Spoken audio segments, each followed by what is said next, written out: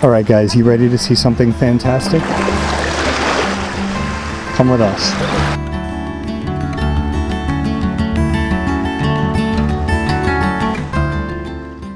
Today we're here to talk to you about the idea of budget luxury travel. This happens to be something we focus on in our own travels because we really like the best things in life, but in all honesty, it's difficult to afford these things on full retail price. Luxury travel is a separate niche, and the companies that run these hotels and logistics services charge a premium. As we know, luxury travel is very expensive, but there are ways where you can have the same exact experience as someone who is paying the premium price for anywhere between 20 to 50% of the total cost that the person right next door to you is paying. So we're going to give you some of these tips and let you integrate this into your own travel planning. Save money, travel more, work less. It's a nice cycle to get yourself into.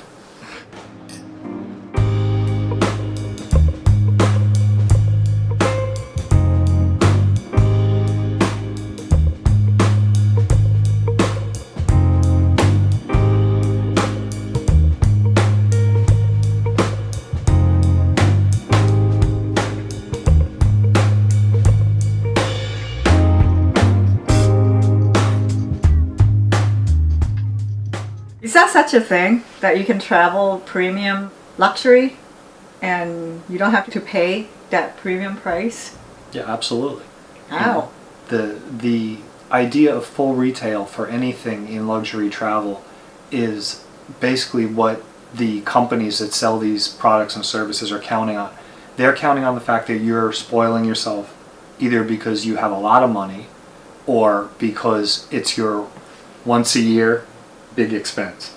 Right. And you're probably not going to nickel and dime, you're just going to say, hey, I want to go all in and take every option, all inclusive with all the different options and just pay for it up front, and it's going to be like thousands and thousands and thousands or even tens of thousands of dollars.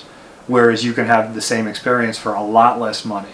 And when you figure out the value of each of the add-ons that you're paying for, a lot of times it just doesn't add up. And you wind up paying for things you're not using.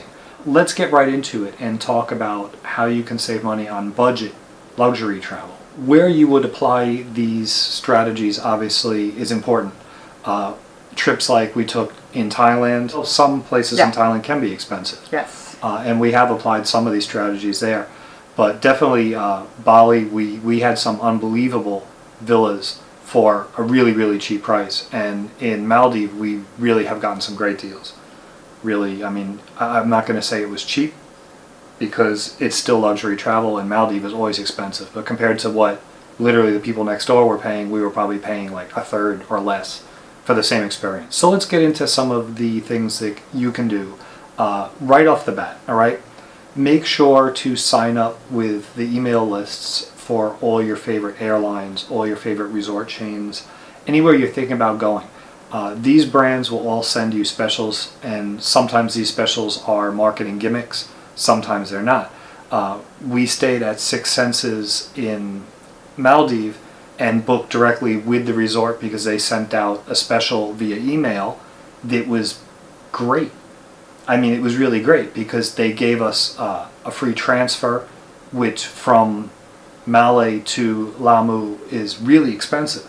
It's like $1,000 that transfer. They also upgraded our meal package we basically paid for half board, and they gave us basically everything. It was pretty awesome, and we got a very good price on their most expensive room by booking several nights in a row.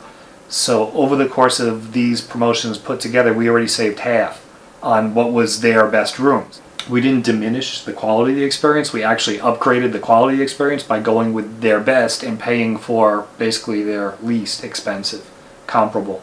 So, you really, really keep your eyes on the emails. Read everything that comes to you because a lot of it is not junk. A lot of it is really good. Another thing you can do is to join all the frequent stay and frequent flyer programs. Now, this isn't just for the airlines that you travel regularly or the hotel chains you stay regularly, but basically we recommend joining all the major airlines and hotels in any area you're planning on traveling to or may even be considering traveling to. Because there's been plenty of times where we actually picked our destination based on an email or an offer we received that's like, wow, this is really too good to pass up. Right. You know, we weren't particularly planning on going there, but right now is a good time. They're offering us something great. Let's go. Get involved with all these programs. The sooner you join, the sooner you'll see value, you know, and the longer you are a member, the more value you will see. So don't wait. I usually book a lot of flight, and it is important that you get the sign up for the newsletter for them, because they usually just have all the promotion on the email that you can just see, okay, some certain time it's cheaper than some certain time. Try to avoid all this holiday season that when you book all the flights, you're not going to get good deals. And when you try to book the flight, you try to plan it at least a month, because when you get too close to book a flight, it's going to be getting more and more expensive. Yeah, there's a sweet spot in planning travel. If you're too far out, Right. they're going to hit you with the premiums. If you're too close in, they're going to hit you with the last minute surcharge. In some cases, this is going away, especially in terms of accommodations where rooms are unsold. They're basically trying to give last minute deals in some Right. cases. But with flights especially, last minute will generally cost you more. That sweet spot is like 4 to 6 weeks, Yes. you know, for planning travel. This is when they start to get nervous when things aren't filling up, but there's still time. So this is the time to get in. On this topic of when, this is really going to factor into how and how much you can save.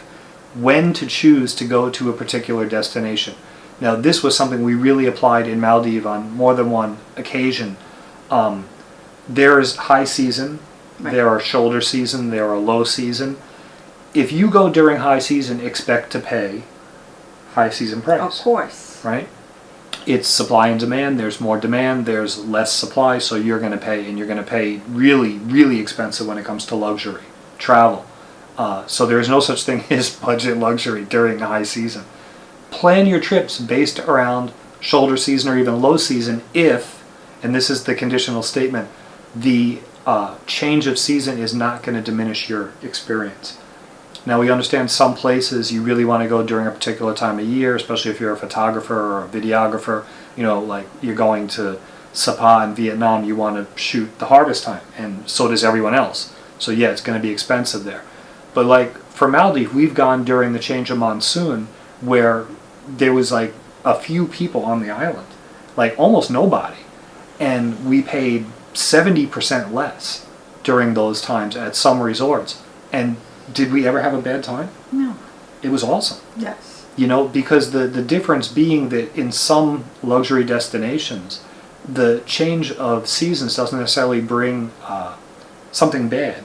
It just diminishes the flow of people for whatever reason. Maybe people don't have vacation time. Maybe the destination is not being marketed during those times of the year. If you can choose when to travel and choose to go in the shoulder or off season, you will save. Everywhere you go, you will save. So keep it in mind, do your research, and if it's not going to negatively impact your experience, definitely go with the off season. Let's talk about our meal plan when we travel. Yeah, all-inclusive can be a mixed bag. It depends on who you are and what your habits are.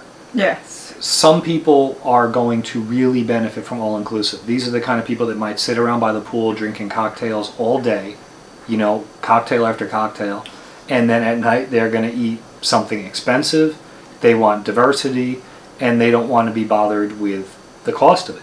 Right. So these people, yeah, you can benefit from all-inclusive.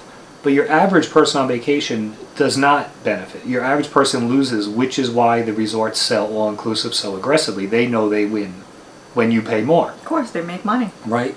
If you stay a week in a particular resort and you're paying for all-inclusive, probably a couple of those nights you're going to be out on some excursion or a tour. You're probably going to eat off-site. So there goes literally a third of your nights of dinner are gone that you paid for. When you are there, you might decide that, hey, this thing was good, this thing not so much. So half of your all-inclusive option is really not up to your standards, shall we say.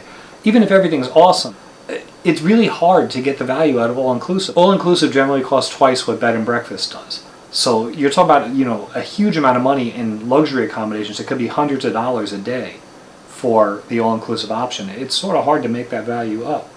As mentioned before, we are largely vegetarian when we travel. I am a vegetarian, and Jam eats mostly vegetarian, especially when we travel. Right. So when we're on the road, it's really hard for us to get the value out of meal plans. We almost never take it. I mean, unless it's thrown in for like the same cost or very close to the same cost, we don't ever take it. We go a la carte, and we generally pay a lot less, including in Maldives. You know, we've stayed at the best restaurants there, and we basically pay $50 to $65, $75 a night for our meal. You know, and meanwhile, the all-inclusive people are paying $350 more. On a related note, if you're staying somewhere where you can leave the hotel, like you're not on an exclusive island resort, we recommend you leave the resort to eat. You're going to get the local style experience, and you're probably going to save a whole lot of money, probably 90% of what it's going to cost. You know, if you're traveling to, say, Indonesia and you're staying in Marriott, you walk down the street to like the best restaurant on that street, you're going to pay less than you would for a comparable quality meal. They have good value of the drinks, food, and experience. Speaking of hotel amenities, this is another place where most resorts will get you. Anything that they're going to either quote-unquote include or they're going to offer to you at a additional cost is going to be premium price. This is going to be spa services, this is going to be excursions, any sort of tours that the hotel is running. You're going to pay a premium, probably 100% more than you would anywhere else, you know, of comparable location. Spa and massage place, especially in Thailand, usually they have a lot of massage places around near your hotel. It's a lot cheaper.